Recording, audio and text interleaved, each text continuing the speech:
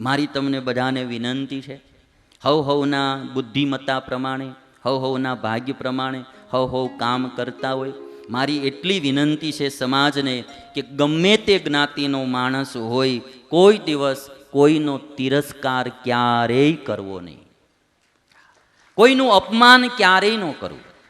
હા, મારી બહુ વિનંતી છે. હા, માણસના કર્માનુસાર બધાને સારું મોડું મળતું હોય છે.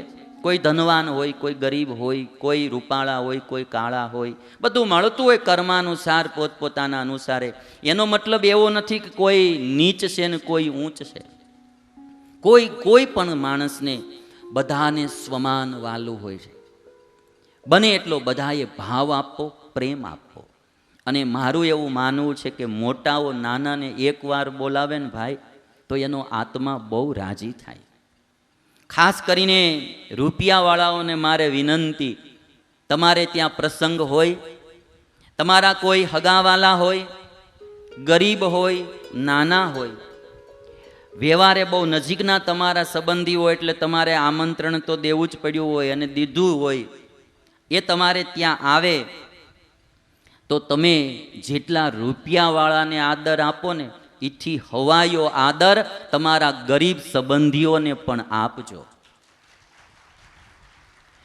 તમે નાનાને નેગ્લેક્ટ કરશો ને, એનો આત્મા કોચવાશે બહુ. એના દિલમાં એ જે પ્રસંગનો આનંદ થવો જોશે, એને બદલે એમ થશે કે અમારી પાસે રૂપિયા નહીં એટલે અમને કોઈ બોલાવતું નથી ને, અમને અમારી ગરીબ પરિસ્થિતિ એટલે અમને હળધૂત કરે છે ને, એના દિલમાં હમુકું દુઃખ થશે. અને એ સમયે તમે એને બે વાર વધારે ભાવથી બોલાવશો, ત્યારે એના આનંદ, એના હૃદયમાં આનંદના ફુવારા છૂટશે કે આટલો મોટો માણા પણ અમારી કેવી સ્વાગતા કરી, અમારું કેવું સ્વાગત કર્યું. મોટાને નાનાને રાજી કરવા એ સહેજ પણ વાર લાગતી નથી. જો થોડું આપણે આપણું અભિમાન ઓછું રાખીએ, આપણો ઈગો ઓછો રાખીએ, આપણી પાસે કાંઈક છે એનો ઘમંડ ઓછો કરીએ, તો આપણે ઘણાને રાજી કરી શકીએ. આ વાત બહુ પાકી છે. અને યાદ કરી લેવો કાનુડાને, સુદામો ગરીબડો હતો અને કૃષ્ણની પાસે જાય અને તેથી કાનુડો દોડતો દોડતો સામે જાય, બાથમાં ઘાલીને ભેટી પડે. આ મિલન સુદામા અને કૃષ્ણનું નહીં, આ મિલન ગરીબી અને અમીરીનું હતું. એ ભગવાન થઈને પૂજાય આ દુનિયામાં ભાઈ. એટલા માટે ગરીબને ક્યારેય નેગ્લેક્ટ ના કરવા, એને તિરસ્કૃત ન કરવા, એને કોઈ દી નજરઅંદાજ ન કરવા.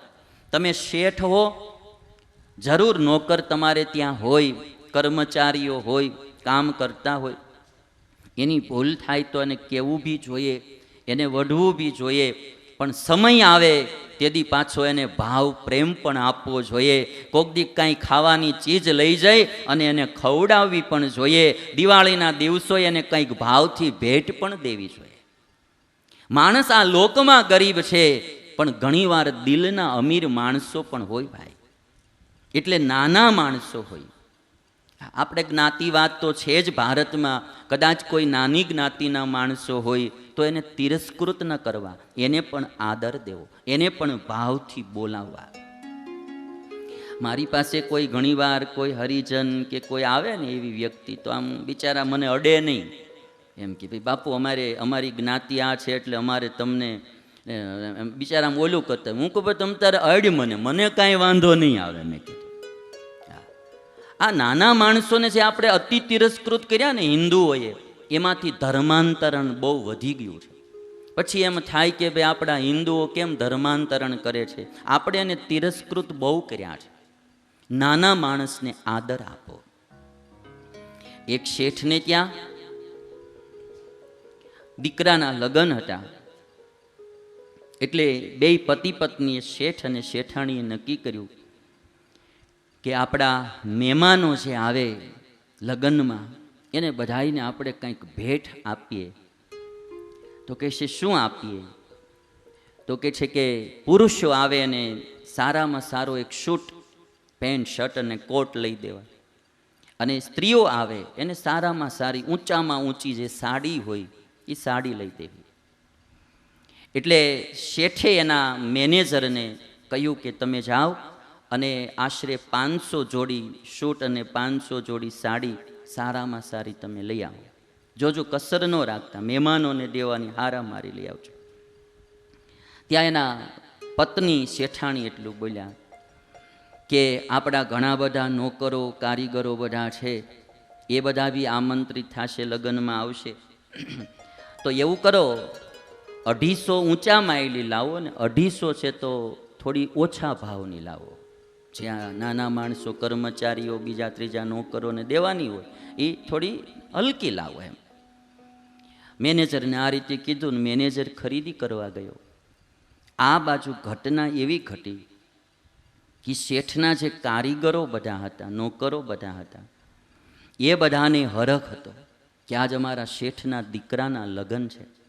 એટલે બધા કારીગરોએ ભેગા મળીને નક્કી કર્યું કે શેઠના દીકરાના લગ્ન છે તો આપણે બધા ભેળા મળીને, એકલા તો ભેટ ન દઈ શકીએ પણ ભેળા મળીને કંઈક ભેટ દઈએ.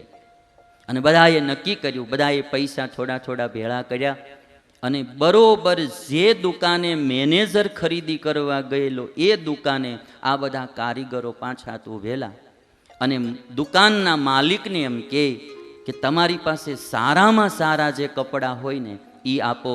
જોજો ઓ ભાઈ, મોડું ન દેતા, જેટલા રૂપિયા થાય એટલા, પણ અમારા શેઠના દીકરાના લગ્ન છે, અમારા શેઠના દીકરાને ભેટ કરવી છે, હારામાં હારા હોય ને એ કપડાં તમે દેજો. અને આ વાત જ્યારે મેનેજરે પાછળ ઊભા ઊભા સાંભળી, એને એમ થયું કે ઓલી તો પૈસાવાળી શેઠાણી, અને એને એ વિચાર આવ્યો કે નાનાની માટે હલકી ભેટ લાવજો. અને આ નાના માણસો, એને એમ થાય કે ઊંચામાં ઊંચી ભેટ દેજો. આમાં ખબર નથી પડતી નાનું કોણ ને મોટું કોણ. ભાઈ, આ નાનું કોણ ને મોટું કોણ કેમ ખબર પડે? ભાઈ, પરિસ્થિતિના આધારે કોઈને નાના મોટા સમજવા નહીં. હું જાણું છું કે પૈસા વિના દુનિયામાં કંઈ ચાલતું નથી. પૈસા વિના કોઈ માણાનું દિલ ન દુખાય એની ખાસ ધ્યાન રાખવું છે.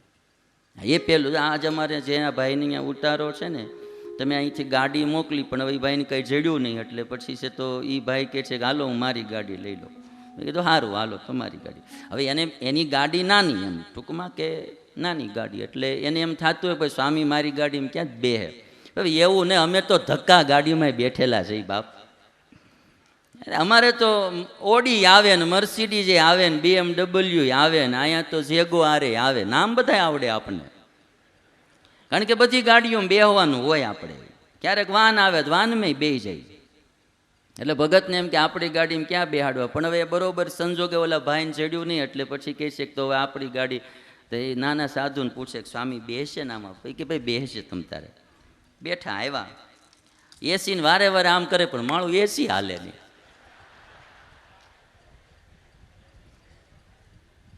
મને કે સ્વામી કાંઈક થઈ ગયું લાગે. મેં તમ તારે વાંધો નહીં, મેં કાચ ખોલી નાખીએ આપણે. એટલે હવે એ જગ્યાએ આપણે એમ કહી કે ભાઈ એસી જોહે ને જોહે, ઓલા દુઃખ થાય ને બિચારે. મેં કીધું ભાઈ એ કાંઈ જરૂર નથી ભગત, મેં તમ તારે કાચ ખોલી નાખી, પવન બહુ ટાઢો સારો આવે છે, કાચ ખોલી નાખ્યા. હામાપુરને પાદર આવ્યા છે, બંધ પડી ગઈ. પાદરમાં આવ્યા છે, બંધ પડી ગઈ, ગરમ થઈ ગઈ. પછી એ થયું બિચારે ખબર નહીં હોય. મને કે મારું ટાંકણે, મેં કીધું એનો વાંધો નહીં, તો વાહન છે. મેં તો માણાએ હાલતો હાલતો બંધ પડી જાય, ગાડી જ પડે. એટલે ટૂંકમાં મારું કહેવાનું એ છે કે કોઈને ત્યાં આપણે ગયા હોઈએ, કોઈને ત્યાં આપણે રહ્યા હોઈએ, કંઈ બી હોય, સામેના માણસનો ભાવ જાગવો જોવો જોઈએ, એની ભાવના, એનું દિલ ન તૂટે, એ ખાસ ધ્યાન દેવું.